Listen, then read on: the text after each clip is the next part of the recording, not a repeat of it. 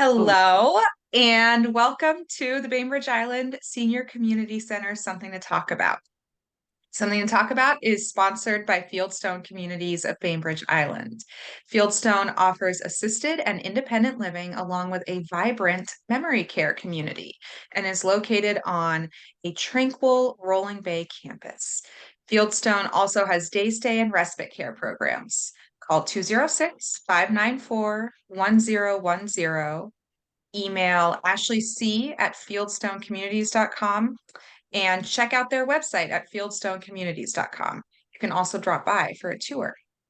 We would also like to recognize that we meet on the ancestral homeland of the Suquamish people, the people of the clear salt water. The Suquamish have lived on the water of the Salish Sea since time immemorial. We honor them and are learning from their stewardship of these lands and waters. And today we have Anne Lovejoy here to talk about all things gardening, and Rita too, because I was just seeing Rita and Anne out at the center. I think maybe planting some strawberries. actually, what we were doing, we have two troughs of strawberries, and one is full of the Marshall strawberries that were the original strawberries that made this kind of the fruit basket of Puget Sound back in the day. And we were given some starts from the Japanese Community Center, uh, from the Historic Society, the exhibit there. And over the years, they've just flourished. And now they're like crawling out of their bin and they're all over the ground and flowering already and about to set fruit. So we were cleaning up the strawberry beds and planting some other things. And then Rita and I have been tending the gardens for several years. And our pollinator patch out front is looking really good. So one of the things I always want to do is invite people who are watching this later to know that we're going to start again on our third Wednesday of the month. We're going to start doing hands-on gardening from 10 to 12, which we used to do before COVID, if you remember, and was quite popular and fun. And we would love to have you join us and learn how to take care of these pollinator-friendly plants. The other thing that we do is kind of just keep an eye on all the plants that are already in place, but thinking ahead, like what are some really compatible plants and how to work native plants into what is basically um, an ornamental garden. And that's something a lot of people ask about. So I think it's something that we should probably get into a little bit more after a bit. And I'm glad to see Yeah. Marion here because I know Marion has a very active interest in native plants herself. And do you want to say anything about what you've been doing, Marion?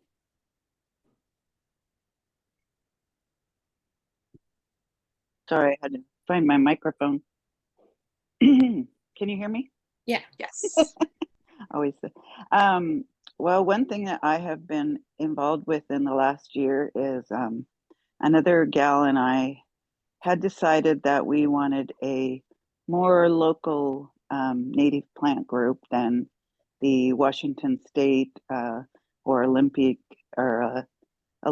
group, that we wanted to focus more on Kitsap County.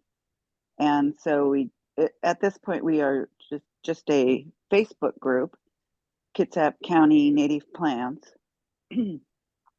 But we actually have now, after a year, have over 1,700 people on our Facebook page. That's fabulous. Yes. And we do weekly hikes and in mostly our county parks and such, and they're basically slow hikes. We call it sometimes forest bathing, but we Mhm. stop and look at all the plants and talk about them, and we have people all different areas of knowledge, and it's just been such a blast doing this last year. Oh, that's so awesome that you did that. Congratulations, too. That's a wonderful group. Yeah. And the thing that's fun is that people are really getting a lot more interested. And for a long time, it seemed like there was pushback. When you talk about native plants, people would say, oh, they're so boring, or they don't, then I need to have my roses or whatever. And it's like there's a lot more acceptance now and understanding of the fact that it's not all or nothing.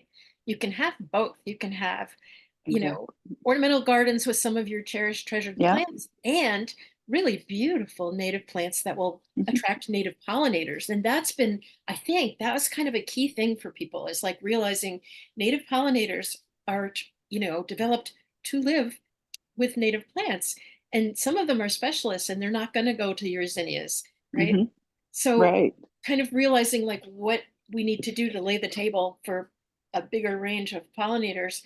It's scary because this spring, until this yesterday, actually, until yesterday, I think I'd seen a total of 4 bees.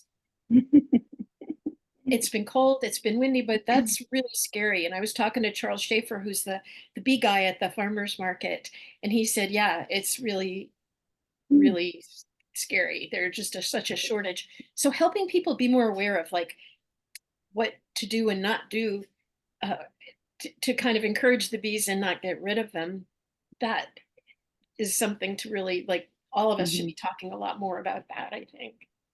Yeah, So, something else really exciting that I'm seeing too is that in the schools, kids are really getting interested in pollinators, in putting in native gardens. There Yeah. are groups in several schools. I don't, you probably saw the article about the Hilda Pearson grade school that is put in some mason bee houses and some native plants down in the American Legion Park in Paulsbo. Mhm. And I got to meet those kids and they're just so amazing. I just loved it. Well, that's the thing, because if we don't get the kids engaged, they're Mhm, not gonna grow up thinking about it or working around it. And I find most kids really do find pollinators pretty fascinating.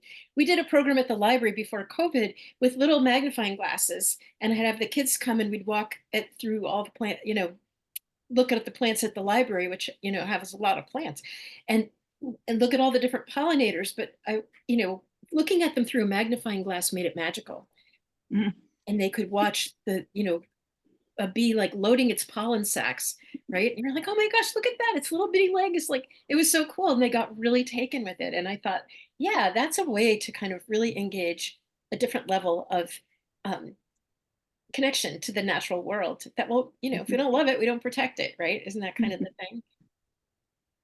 so everybody bring your kids, your grandkids on the Wednesdays from 10, It's third which Wednesday of Wednesday. the third Wednesday of the month? Yes. And Mhm. we had a couple last year, I think we had 27 middle schoolers come for for some reason, which I can't remember, but they were here do you remember they were here for most of the day, and we had them Yeah. helping in the garden and doing stuff. And one of the things I had them do, I made 5 stations, and one was the pollinator, or what, Rita, what do we call it? The bed and breakfast for birds, bees, and butterflies, right? Airbnb, So yeah. cute.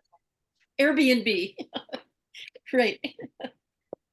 Airbnb for birds, bees, and butterflies. And so talking to them about, and then when we're standing there, the place is usually alive with bees, right? So in June when they were here, they were just like, Right. wow, these plants are bee magnets, and we could talk about, you know, how to protect them, and how most of our native bees are ground dwellers.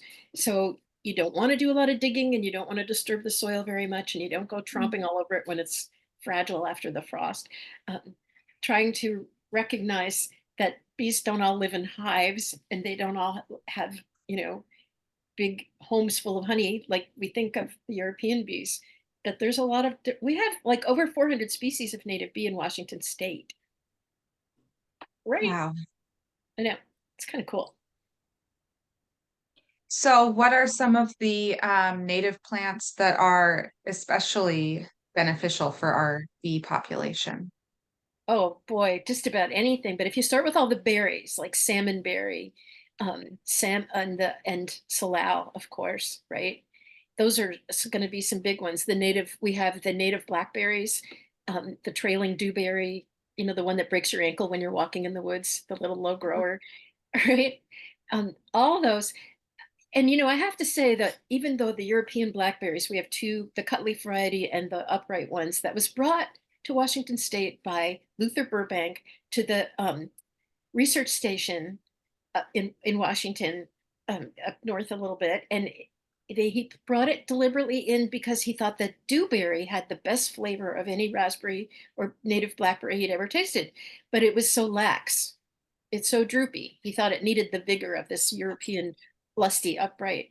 And we see what happened. It got away.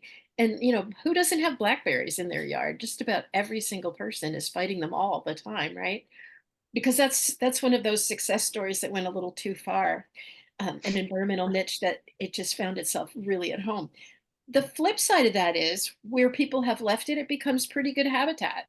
Like you will find it full of birds. Birds will nest in there, and you'll see newts and salamanders and frogs and snakes and all kinds of creatures making themselves at home in those blackberry bramble thickets. So, they've adapted too, right? They may not be native here, but they're certainly serving the population. Then you get into other things like as the season goes on, you'll see Indian plum will be visited by a lot of pollinators.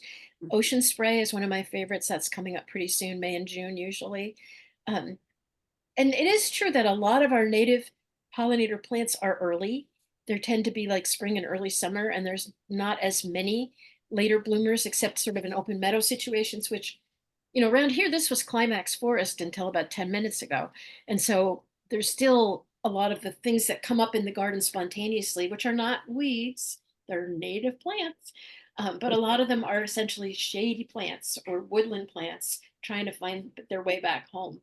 But those were, those little things like the native coral bells, for instance, they'll find pollinators will find those and be all over those when they bloom. Marion, can you think of some other ones that I haven't remembered?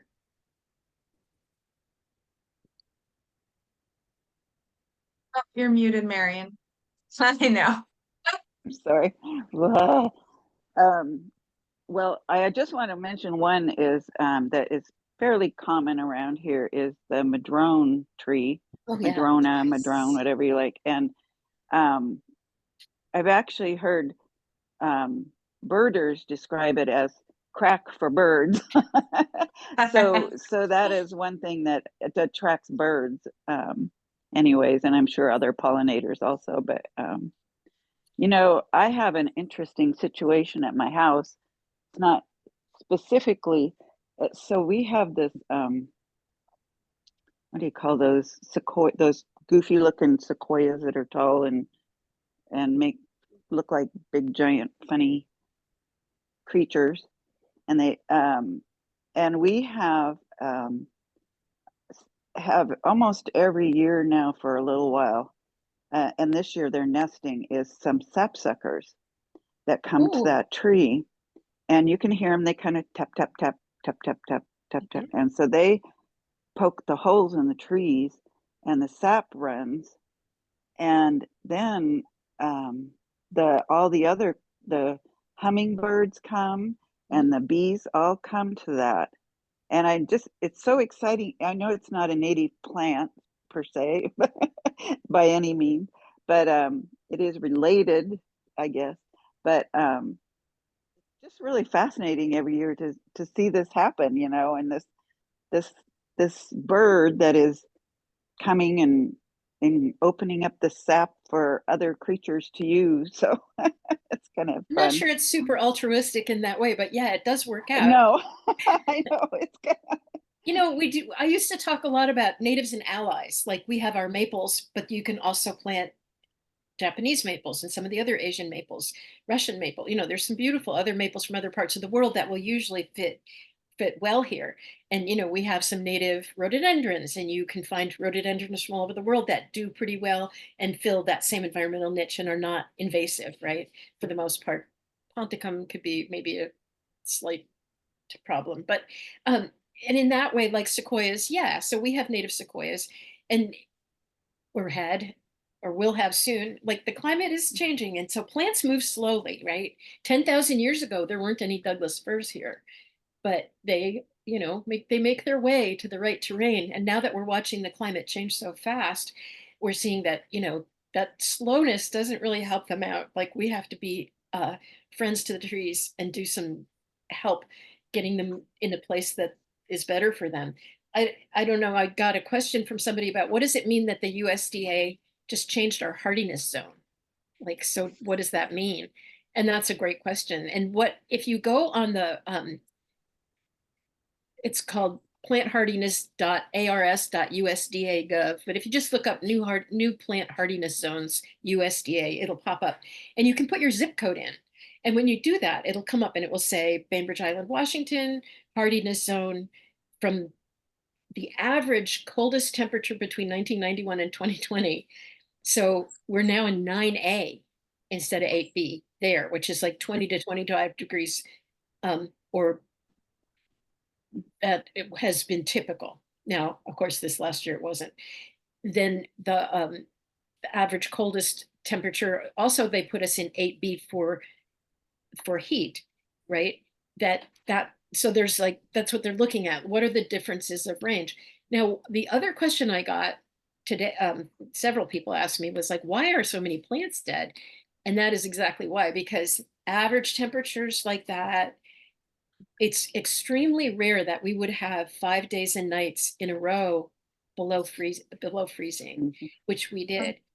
And because of that, there's a lot of plants that can take a dip now and then, like the hardy fuchsias, right? A lot of times, if it's freezing for a day, a night, and then it gets up into the higher 30s in the daytime and then back down for a couple times, that's okay because it has time to recharge. But staying down in the freezing zone for so long just took out so many things, like cabbage palms left and right. But the hardy fuchsias especially were really hard hit. Rita and I were thrilled to find that we'd planted 40 of them last year and they didn't seem to be there still, but in the back of the senior center. But each one we were like, look, it's got a sprout, it's got a leaf. We were so happy. So maybe they'll come back. But the other reason that we lost a lot is because we had a very dry fall. And plants that go into deep freeze with dry roots are so much more susceptible to damage than if they're well watered. And I mean, it's weird, but what happens is if the soil freezes around the roots, it stops at 32. So when the temperature goes down to 20 or 17 or 11, like it did here, the roots are still insulated by that, by the frozen soil, which if you think about it, just like when there's snow cover, it holds it at 32. So that is another huge reason to, like, if we go into another huge dry summer, which we probably will, we have to remember in the fall to make sure that everything goes into the coldest part of the winter well watered. And that's so contrary to what we always have done here. Like it's been, I mean, I've been in here since, I don't, gosh, 76, okay? And it never, we didn't have dry winters hardly ever. And then we started having an occasional one. But now it's like those autumn rains that used to be just like clockwork, October through May. We're just not seeing that. And, you know, snowpack is way down. We were starting to build snowpack. It was getting a little bit better. The Olympics were really down. Cascades were doing a little better. The Olympics were starting to sort of crawl back over into the 50% range instead of the 30% range. And then we had that weird sort of Pineapple Express warm rains that swept through in early February after the big freeze. So this is another assault essentially for our plants, but it also melted a lot of the snowpack and released it too soon. So there you go. It's going to be stored in the soil to some extent, but it's not going to be available for our reservoirs and stuff. Another really good reason to be thinking about making sure our gardens are more resilient and ready for a drought than ever. And that's just definitely going to be on the cards this summer. I'm trying to think. Go ahead. We were surprised when Ann and I walked today. We had looked at the garden like a month ago. I mean, I see it all the time, but we had some barberries and we're going, we think we're going to have to maybe replace a couple of those or whatever. Today, they were just beautiful, just fabulous. Yep. And barberries are one of those plants that if they are established, if their roots are dug in and they're got a good root system going, they can take amazing amounts of drought and they can take heat and they can take, you know, really deep cold. But we had transplanted those just a couple of years ago.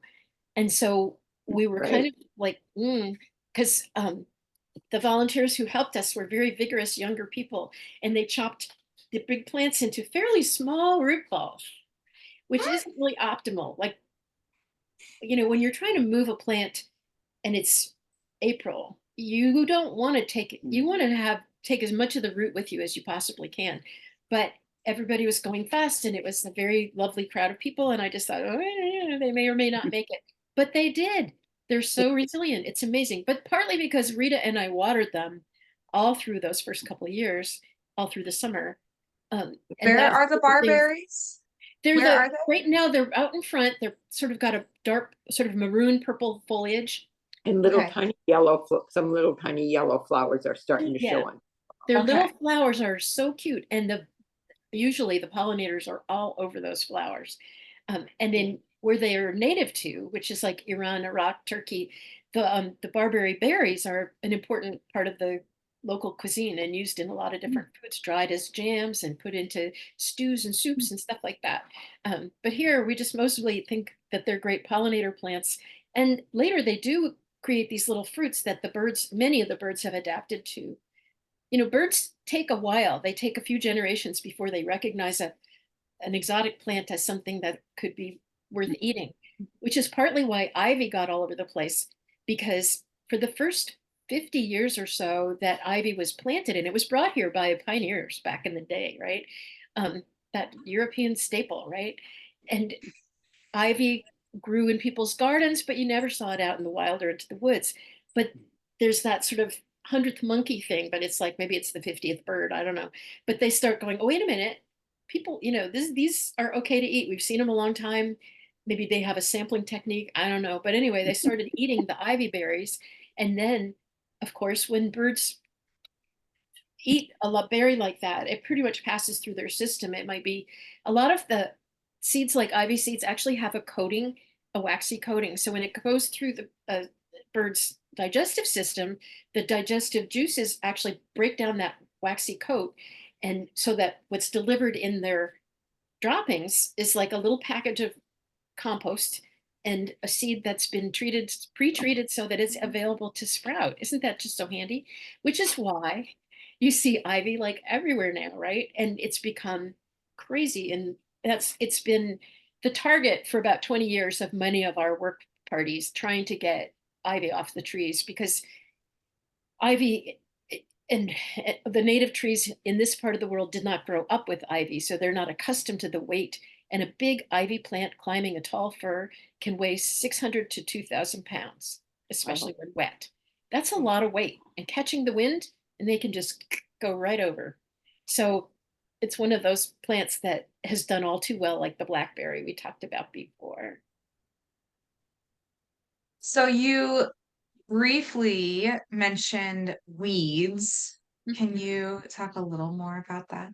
Yeah, and this is when Marion, you probably like this part too, because one of the things I run into all the time is that people say, well, I don't know what's a weed and what's a plant. And then they say, now these are horrible weeds, right? And I'll say, well, no, actually those are that's the baby of the native coral bells, for instance. And they don't know, right? So one of the things I tell people is if you're not sure if something is a weed or a plant, one really good way to tell is to start taking pictures. Take a picture every week of the same plant, put a little marker there, and to remind yourself. And as it develops and grows, you start to go, oh, wait a minute, I see. You know what that is? It's that Stinky Bob Herb Robert, right? Or, oh no, this is actually a calendula with broad spoon-like, first leaves. And you start to learn what those things look like and which ones are friends and which ones are probably best pulled out quickly, like shotweed, for instance, hairy bitter cress. That's a plant you don't mess with. You just take it out when you see it. There are certain inherited weeds from Europe that have followed people across the country. Some of them, like plantain, have been adopted by native peoples for several hundred years now and found to be good medicinals, and they use them. Or like we have the native prunella, the little self-heal. Rita, I was showing you that today with the little lavender flowers on its Yes. little helmet head. It's my granddaughter's favorite medicinal herb, and she made her Halloween costume last year was she went as self-heal prunella, right? Yeah. That's my girl. As one does. As one does. Yeah. She made this awesome helmet. She's like 8 now. She sewed it herself, right? She made like wings at petals. She was styling. It was great. But that's a wonderful little plant that, again, very unassuming and modest looking. And it is a plant that all kinds of pollinators really like, and birds will go and eat the seeds too. So you might consider not just yanking everything out that you don't know what it is, or you assume it's a weed. It could be a valuable native plant with a role to play. Last night I was talking to a group of women at the LDS church about, the benefits of weeds and leaving weeds and thinking about lawns. Like we're just getting ready to go into mow, and there's a whole movement called No Mow May, right? If you can leave the lawn alone for the month of May, and if your lawn happens to be rich in flowers like little lawn daisies, dandelions, those creeping veronicas with their little blue flowers, the little teeny forget-me-nots, the tiny little geraniums, all those are like heaven for the pollinators that do get up early before a lot of the gardens really kick in. And so that those plants are really valuable for getting pollinators off to a good start in the spring. So by not mowing, you're actually doing a smorgasbord for a lot of little critters that do a lot of good for us. Neat. And I think every garden should have at least 1 or 2 brush piles for the birds and the other little things. So Yeah. you don't have to cut everything up, and you can chop it up and compost in place and do that. But you have a little couple spots and you just kind of put some wood and different stuff on there, just some trimmings, so that there's some brush piles for the birds and other little creatures. It's a good thing too. Oh, that's a great thing. And yeah, even a small yard, you can have a small brush Mhm. pile. Yeah. And you'll find like that's one of the places the bumblebees would like to overwinter Yeah. is under a pile of leaves and sticks. So if you have some blow down branches, you might cut them a little bit so they're not 8 feet long, but you can make a Right. smaller pile that's 4 feet or something and make a heap like that. And you will find it does a bunch of things. It does protect all kinds of small creatures from native bees and bumblebees. You'll see probably, I have often seen like salamanders, little garden snakes who come out and eat slugs, and all kinds of creatures like that. Birds can nest in there. And then when you finally get around to moving it a couple of years later, the soil underneath is beautiful. It's open and rich and red. And then you could actually plant something there. So you can use the brush pile as a moving target for like if you're going to make a path or a new bed somewhere. You can just do this layered sheet composting of just putting everything down in place and leaving it for a couple of years. And then when you're ready, you move all the grossest, biggest sticks that haven't broken down, move them to the next spot. And then now you have an open soil and you could start planting, your native, beautiful, whatever you wanted. I forgot to mention, Rita and I were looking at the Oregon grapes, which are blooming so beautifully this year, really strong. And those are always bee heaven.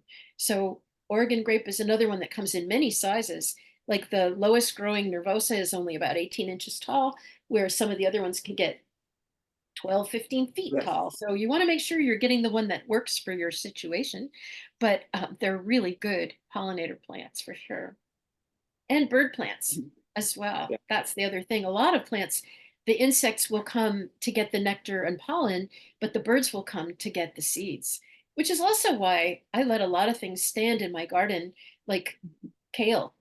Let it go to seed, and you'll get little birds in there all the time um, in the wintertime. And then they get used to coming, and when Rita talked about composting in place, we call that chop and drop, where you just Mhm. when you're pulling stuff up, you just cut it and drop it because whatever that plant has stored in its foliage and stems is everything that plant needs, right? So if you chop it and drop it and let it just sort of melt down in place, then all those nutrients are going back into the soil and they'll be available for that plant next year, next cycle, right?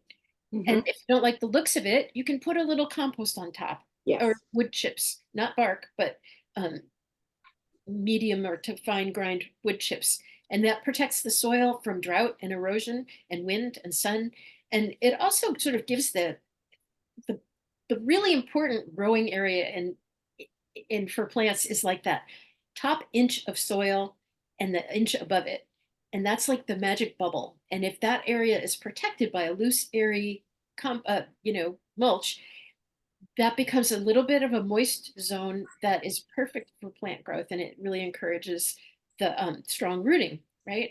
But when we scrape everything away and plants are gasping in the, standing there naked, that's not what they like. That never happens in nature. So thinking about giving them a comfortable blanket, right? And a breathable blanket, not a big heavy load of something that's going to compress the soil or choke them out, but something light and airy promotes good air circulation and gives them a chance to really develop strong root systems. Can I ask So a as question? oh, no, you go ahead. Oh, can I ask a question? Is that Of course. allowed? Oh, Regarding native plants and some of the things that you've been talking about, the idea of leaving leaves and not mowing early and all those things. I found that I live in a neighborhood, and I found that those are the people that are, let's see, most resistant to those kinds of ideas. Or it's really hard to get those ideas out to those people to try to use because there's still, I'm hoping soon this whole idea of not everybody has to have a big old green lawn, starts finally kind of drifting through these neighborhoods. But it's still, I still find it really really evident that people think they have to have everything chopped and prim and out of the way, and as soon as September's here, they have to cut everything out and throw it into the yard waste, and it's hard to, I I feel like it's hard to get messages out there that they want to listen to. They want to cling to that gardening yard style that they think they is the way that the neighborhood should look like. You know what I mean? I totally know what you mean, and I've written about it a bunch of times. One of the things Oh, that good. happens is that, like, the lawn service people are told, that they want it to look like this, that, or the other. So they just learn to chop everything into cubes or trim them into right. blobs. And I have seen crews lay down compost of mulch and then come back a month later and rake it all up because somebody complained at a Oh, community or something.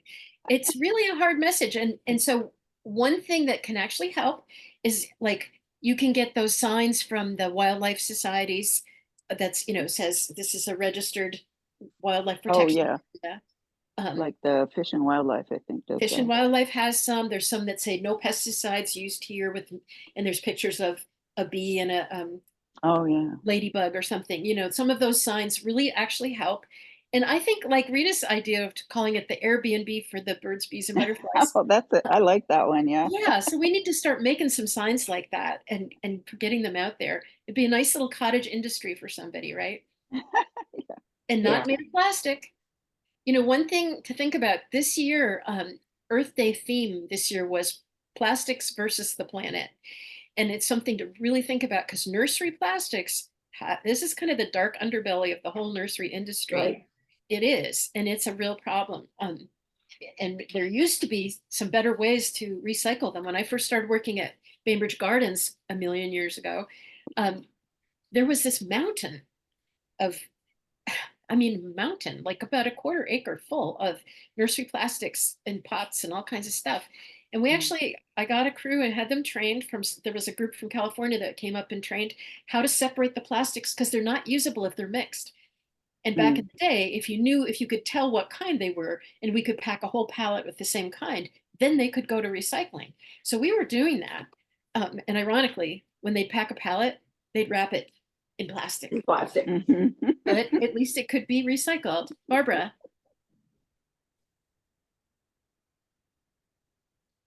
In the zero waste newsletter that comes out every month or so, I think the recent version had information about which farm or which vendor at the farmer's market wants 4-inch pots, not 5-inch, but 4-inch pots. So, if you've got them in your garage, check out the Zero Waste website and see, because Diane always can tell you who needs what that you may already have. And here's something to think about if you're going to do that is when you do that, like they want like with like because they're Yeah. going to fit 18 on in a flat. So when you're doing that, if they've been put away, just knock all this extra soil out so that they're clean and sorted by color and size. And then yes, you can usually take them to a grower, and a lot of places will take 4-inch pots and gallons, quarts, gallons. 2s and 5s are usually really popular. Tree pots you can usually give to anybody, but I keep them myself because those are awesome planters for people like me Yeah. with a very small space. But the other thing is that Lowe's mega stores, whatever they call it, Mhm. they all have bins that you can put, it's called, you can leave off your pots there. And I asked them about it and said, do you really end up throwing them away? And they said, very Mhm. small percentage. If there's stuff that's broken or really funky, then nobody will take it. And we usually end up throwing that away. But otherwise, they said probably 99% of the pots that are left there and there's, one in Silverdale, one in Pulse, like you can leave stuff at Lowe's and in these big bins and take what you want. Like if you need pots yourself, you can go and dig them out. But they said, no, it's a very viable program, which I think is awesome. Flats are another thing too. A lot of growers, if you take home a flat of plants, you can take the flat back to the nursery and they can recycle it back to the grower. Um, in fact, they'd love it if you did because they pay a little amount deposit on those flats. And every one that you take home, they're paying for. So if you take them back, a little stack of flats, they'd be very happy to have them. But also, if you're growing your own seedlings, which I really recommend, a lot of people have said, why is it that when I sow stuff in the ground, it just never comes up? It's like, well, first of all, there's a lot of things going on at soil level that might make it inhospitable. It's been really dry. There's a lot of like bugs and creeper things out there. And you know what else there is rabbits. There are Mhm. so many rabbits. There's been an explosion in the last couple of years. I mean, I don't remember ever seeing rabbits except at Battle Point Park for like years. But in the last 3 or 4 years, we've had literally thousands of rabbits just because the coyotes had that they got that thing the dogs get. I Parvo. Yeah, exactly. And What so the was it? population crashed of coyotes, which meant the rabbits were home free and doing their thing. And as we know, rabbits do their What thing a did the lot. coyotes get? I think It's not parvo. parvovirus. It's not Parvovirus? parvovirus. Oh, wow. Yeah, I hadn't heard it's that. it's one of the things they can get. And raccoons also go through these cycles Yeah. where they'll crash and Mm. collapse. But anyway, the point is that rabbits are like invisible because the rabbits that we're seeing a ton of are these little native rabbits. They're kind of beigey brown with a little bit of light dusting on the front, and they blend so well and they're so quiet. They just are sneaky little buggers. But I mean, at the senior center last summer when I was watering, I'd be putting the hose in and 4 rabbits would explode out of those beds right at the front. And you think, that's like 4 feet wide. What are you doing in there? But they don't need a lot of space. But they will also just mow down a whole row of whatever you just planted and be happy about it, right? So if you grow stuff and you put them in your own flats, save those 4-inch pots, sort them out, clean them up, and then make sure that your plants have at least not just one set of true leaves, but like 4 or 5 sets of true leaves before you put them out.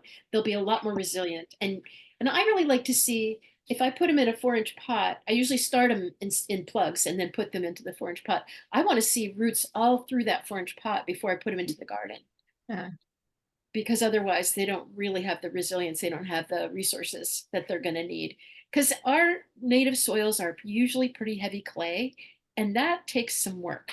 So, you can't put just a teeny baby with, infant roots. You got to put somebody who's like ready to roll, right? And when you do that, then they can penetrate the soil. I have to thank you because I had my dad ask you on my behalf about lilacs Oh, a yeah. few gardening sessions back and talk about a teenager who was ready to roll. I got a beautiful lilac Miss Kim, I think is what you Uh-huh. recommended Yeah. over at Bay Hay and Feed. And that's what I was telling you before we hopped on here, that Reed and Miles helped me plant a few weekends back, and she's Isn't it thriving. funny? And sharing your love of gardening with children, with your Yes. kids. Well, Miles is hardly a child anymore. I guess he's going off to college, right? When did that No. happen? But yeah, that it's like we were saying before, like what Marion said, if the kids get to have a good time in the garden. I mean, one of the things I remember as a kid is that most of us hated it because all we were supposed to do is mow and weed. And we never Yeah. got the fun part, and we didn't get any sense of pleasure out of it. And it wasn't really till later when I was gardening on my own that I discovered how much fun it could be, right? But yeah, I love, like with my grandkids, I always have them plant things like sunflowers. Big seed, big deed, right? You put this little, it's a big enough seed that they could grasp it even as a 3 or 4 year old. And when that plant grew and got to be 8 feet tall, they were tickled pink, right? It's like, look Yeah. what I did.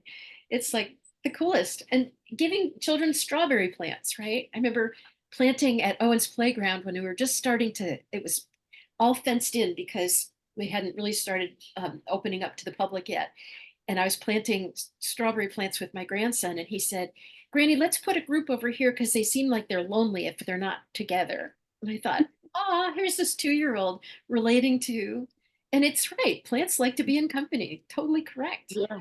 And the whole time we were planting, I looked up here in this fence, there was a mother deer with triplets just on the other side of the fence. And you knew very well if those plants didn't get well established, the minute that fence came down, they were going to be lunch, right? But anyway, yeah, getting kids involved, borrow a kid. There's kids all over the place. If you Yeah, don't, borrow my kid. yeah, This is a public service. you have a perfect opportunity here. Well, and it's funny talking about weeds earlier. Little Reed, the 3-year-old, will not allow any of us to pull a dandelion because he wants it to grow into the when you can blow on them and make Yeah. wishes. So it's like, do not touch that, Mom. That's mine. For some reason, those are called clocks, dandelion clocks. I have no idea why. It's probably some Oh. old French word or something because it goes back to like the 1400s. But yeah, Huh. kids forever. The other cool thing you can do with dandelions is if you cut the flower, if Reed isn't looking, and put it in a vase, the ends will split and curl up into these tight little curls. It's the cutest thing ever. Okay, so you cut the flower above the thick kind of So you cut leaves. cut the flower on a stem, Okay. a 4 or 5 inch stem, and put the stem in water, and it will split itself and roll up these tight little coils. Oh, that's Oh, cool. It's very cute. I bet I could convince him to sacrifice one dandelion for You that can take it from experiment. somewhere else. Right? Or make them a dandelion garden. Yeah. Yeah. Just make them a little dandelion garden. You know But what's don't- funny is a lot of people complain dandelions crowd the grass, but the people who grow dandelions professionally for restaurant crops of greens say that the worst weeds for them is grass. That grasses get into their beds and choke out the dandelions, which I think is really funny. And in Europe, dandelions all grow upright. The leaves go up like this.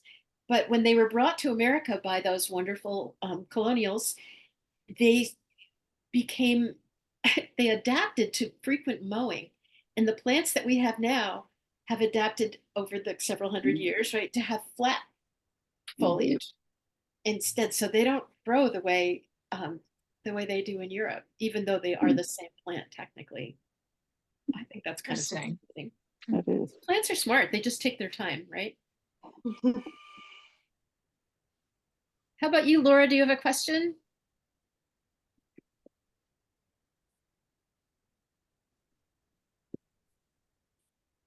Sorry, technical issues. Had to find the mute button. Um, you know, I can't think of any questions right now. I'm just, you know, um, we've been doing a little bit of gardening, a little bit of expanding some beds and putting in some more bushes and stuff like that, ever chipping away at our lawn, chunk by chunk.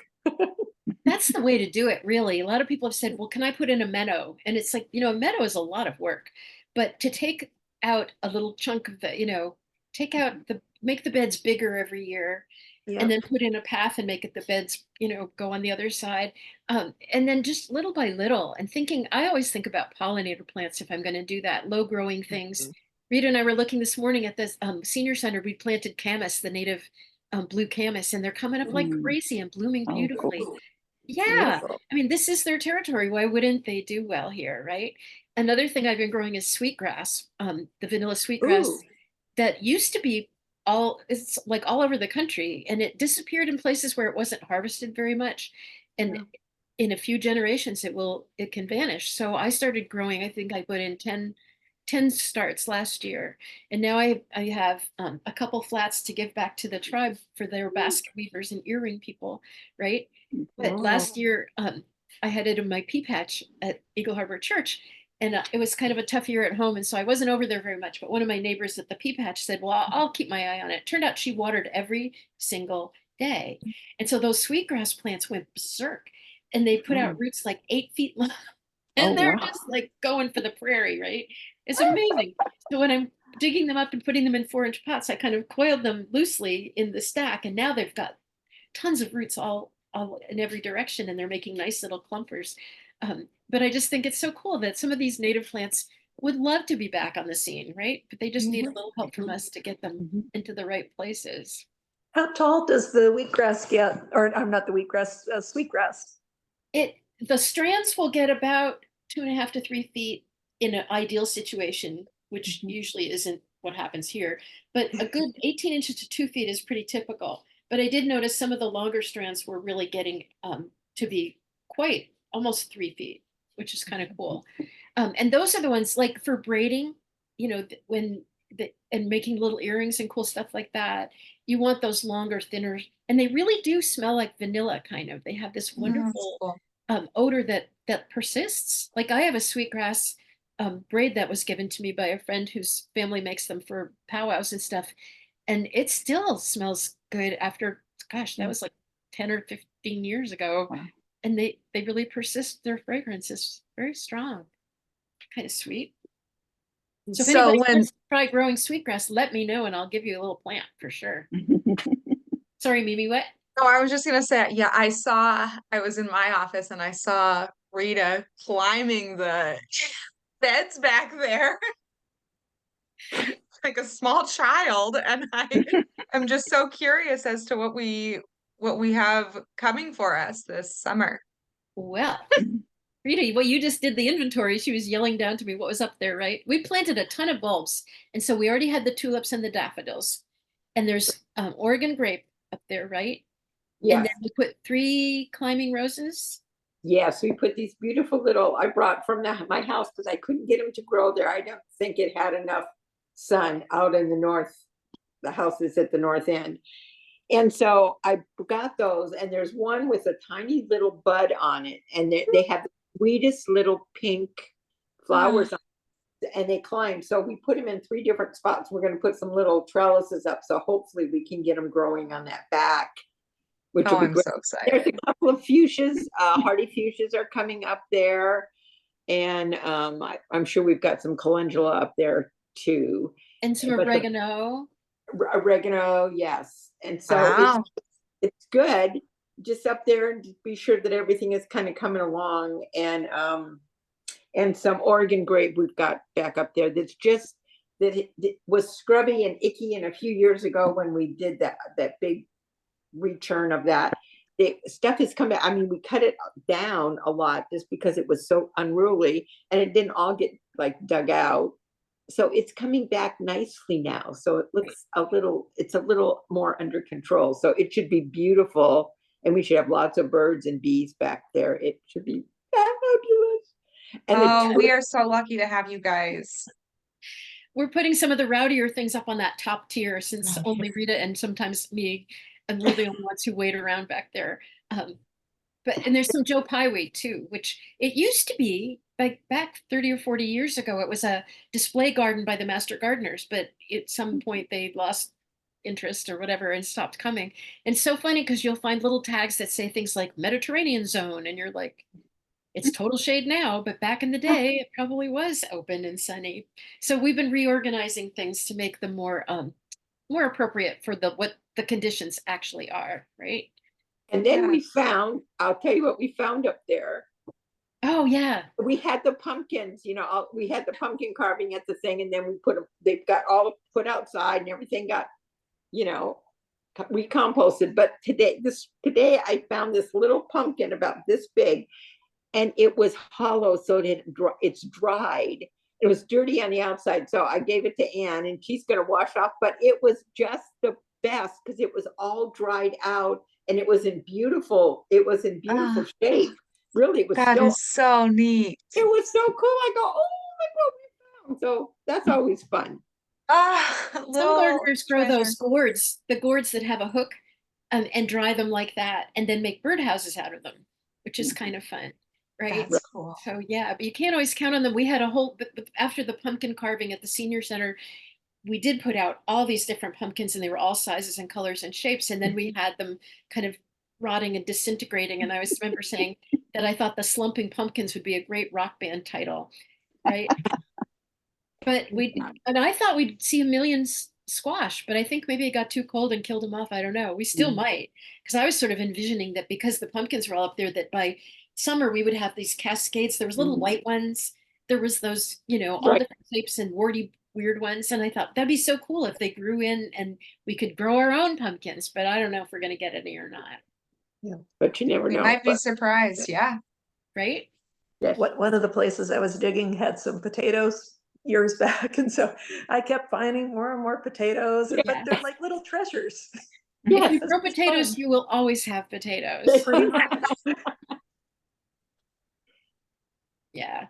Last year, I found a potato at the grocery store that was a perfect heart shape. It was amazing. It was so cute. I couldn't believe it.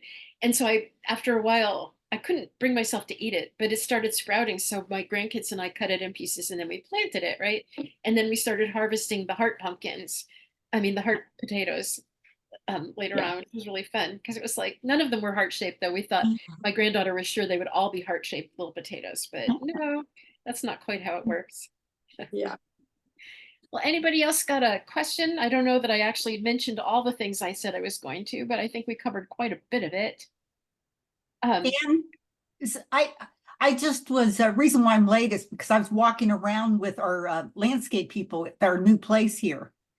And we noticed that a lot of things died over the winter. Yes. And well, because we turn the irrigation off. Well, it was more than that. And I did talk about that at the beginning. Basically, one of the things that happened was we had over 5 days and nights solid consecutive of below freezing. And for a lot of plants, that's just unprecedented.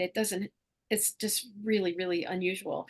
And a lot of plants couldn't handle that, especially though you're right. If they went into the season dry with dry roots, they'd become much more vulnerable. And of course, the planting spaces in your place are kind of limited.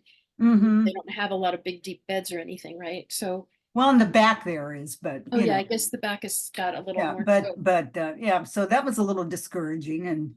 But now that we have a landscaping committee that just about a day and a half ago that are getting together and starting to do things. Well, one of the things we talked about is the USDA zone, plant hardiness zone has changed. And in some ways they're saying we should be prepared both for more heat and more cold and more drought. Okay. So there's that. So irrigation is going to be a really big issue because I think we're probably going to look at water shortages and maybe that kind of system where you can only, alternate addresses can use water on alternate days or whatever it is.